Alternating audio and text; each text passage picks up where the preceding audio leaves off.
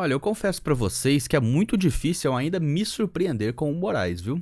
É uma pessoa extremamente fria, calculista, quando tudo acontece do jeito que ele quer, quando as coisas vão do jeito que ele quer, quando ele consegue, né, perpetrar seus abusos da forma planejada, ele é uma pessoa muito fria, muito calculista.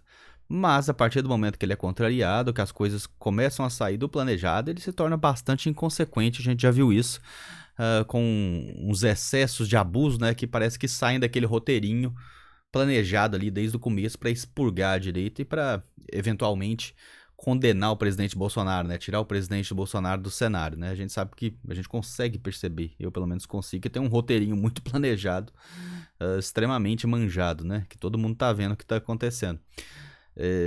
Mas eu confesso que é difícil eu me surpreender com ele, porque obviamente a gente já vem sofrendo nas mãos dele aí, e de boa parte dos ministros da STF há pelo menos 6 anos, né? Com esse inquérito das fake news aí, que foi aberto em março de 2019 para perseguir a direita. Basicamente só mira alvos da direita, difícil você achar alguém da esquerda ali, e se achar, com certeza não tá sofrendo as mesmas consequências que o pessoal da direita tá sofrendo. E na verdade isso serve para quase tudo, né? Mas, mesmo assim, como eu disse, apesar de ser difícil do Moraes me surpreender, ele ainda me surpreende, porque ele solta umas dessas aqui, meu Deus do céu. Nazistas teriam conquistado o mundo se tivessem acesso ao X. Vamos lá.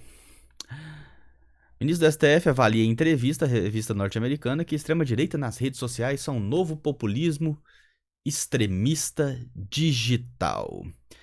Sempre que alguém está utilizando a palavra extrema-direita, assim, quase 100% dos casos, geralmente é um adversário que quer censurar as redes ou quer censurar a opinião e expurgar a direita para que ele possa falar sozinho.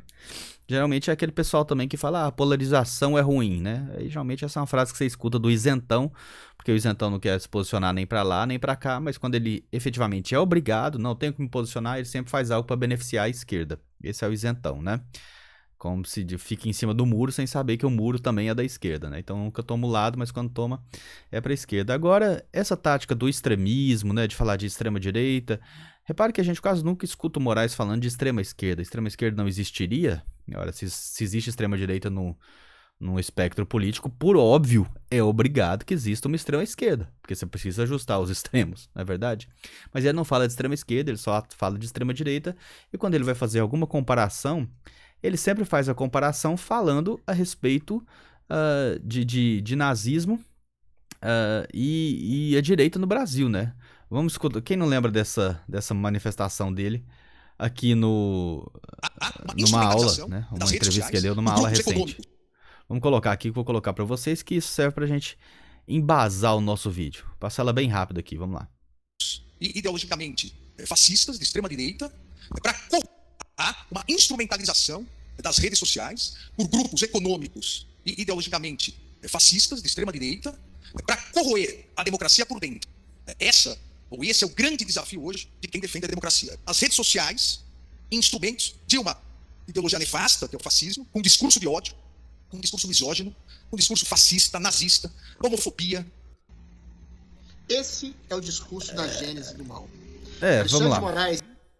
Vocês viram ali, pessoal, que realmente ele usa bem aqueles termos da esquerda, né? Discurso de ódio, misógino, homofobia, são, assim, termos bem genéricos que ele utiliza para descrever as pessoas com as quais ele não concorda. E o que ele tá fazendo isso aí? A gente sabe, isso é clássico, é o manual, né? Nem sei se ele sabe disso, talvez saiba, mas é o manual do comunista para tentar desumanizar o adversário. Então, chame-os de fascistas e nazistas e atribua a eles crimes que eles não cometeram até o fim. Você sabe que eles não cometeram aqueles crimes, mas você fica falando. Então o Moraes sabe que não são pessoas extremistas, são pessoas que estão revoltadas com a forma como ele utiliza seu poder de ministro do STF para implementar medidas draconianas autoritárias que não estão previstas constitucionalmente. É isso que as pessoas estão fazendo. Mas aí ele falou, opa, você não concorda comigo, você não acha que eu sou a democracia encarnada e eu fui enviado aqui para defender a democracia, por óbvio, você tem que ser um extremista misógino homofóbico, né, que perpetua discurso de ódio. Então o que é discurso de ódio? É o que o Moraes acordar de manhã e decidir que seja discurso de ódio. Até porque a gente não tem isso no nosso ordenamento, né, na nossa legislatura. Não tem nada que fala a respeito disso. Não deveria existir crime de opinião no Brasil, mas o Moraes criou, sem ter que passar nenhuma lei, sem nunca receber um voto para deputado federal. Ele decidiu criar através dos inquéritos. Então você abre o inquérito, um inquérito ilegal, inconstitucional, mas ele fica aberto e você coloca quem você quiser ali e começa a investigar aquela pessoa, tá? Pelo quê? Ora, crime de ódio, ataque às instituições. É isso que está sendo feito. É o clássico manual de instruções de destruição de reputação do adversário dos comunistas. E é justamente por isso que você nunca vai ver o Moraes falando de extrema esquerda. E quando ele vai falar de sistemas autoritários, né, por exemplo, aqui nessa idiotice que ele falou, né, nazistas teriam conquistado o mundo se tivessem acesso ao X, por que ele não utilizou comunistas teriam conquistado o mundo, que mataram muito mais pessoas, né? Mataram 100 milhões de pessoas. Por que ele não está preocupado com um sistema que matou mais pessoas? Porque ele tira as ideias dele justamente desse sistema.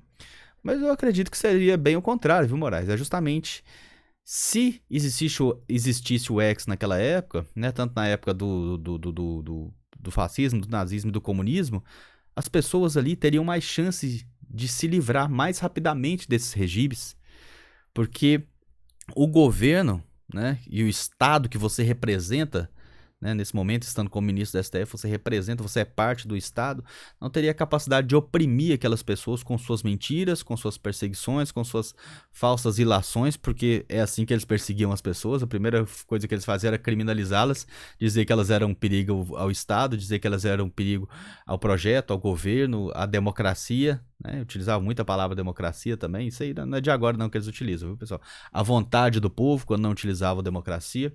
Então, todas aquelas pessoas que foram, sofreram massacradas, mortas, perderam parentes, se elas tivessem as redes sociais, que você fala tanto em o Estado regular, com certeza essas pessoas poderiam ter lutado melhor, poderiam ter informado, poderiam ter falado para outras para onde fugir, para onde se exilar, entendeu? Poderiam ter construído um sistema de resistência. Então, eu fico muito preocupado quando eu vejo uma pessoa que já é conhecida nacionalmente pelos seus excessos, dizer que agora as pessoas não podem nem falar. Dizer que as pessoas não devem nem ter acesso às redes, né? E fazendo uma comparação esdrúxula dessa. Aliás, cadê, se eu não me engano, acho que tem uma associação no Brasil, né, das vítimas do Holocausto. E sempre que o Bolsonaro falava alguma coisa, eles vinham a público reclamar, né? E falar que o Bolsonaro estava banalizando o Holocausto, banalizando o nazismo, né? Mas nunca vi eles reclamarem nem do Lula, nem desse pessoal, né? Seria bom que vocês se manifestassem e mostrassem ao Moraes que, na verdade, o que a gente precisava naquela época era de mais redes sociais e não de menos, né? Até porque o X, o Goebbels que você está falando aqui, o ministro da propaganda do Hitler, ele era parte do Estado, tá? E o X, o X, está fazendo ao contrário, ele está dando poder de fala às pessoas e não ao Estado. Você é o Estado, Moraes. Você é o Estado. Você é que está querendo silenciar o X. Você que está querendo silenciar e impedir que as pessoas se comuniquem da forma como elas entendam, né? Utilizando termos genéricos como discurso de ódio, homofobia, né? Você misturou tudo ali, misoginia, extrema-direita, né? Então acho que o grande perigo aqui, sem dúvida, não é o X, mas pessoas de dentro do Estado achando que o povo não deve ter o direito de se comunicar da forma como bem entender. E o Estado querendo impor limitações através de jargões e termos que a gente sabe que a extrema esquerda utiliza há várias décadas para desumanizar os oponentes. Que no fim das contas a intenção é essa: desumanize seu oponente, retire a simpatia que o povo tem por ele, para que depois você possa cometer todo tipo de atrocidade, arbitrariedade, crueldade contra ele, e você não será julgado pelo povo por fazer isso. E é justamente isso que eles estão tentando, e é por isso que eles acham que já estão confortáveis o suficiente para condenar cabeleireiras, pessoas com câncer, idosos a 14, 17 anos de prisão. É isso que está acontecendo e o povo está vendo. Grande abraço, fiquem com Deus e até o próximo vídeo.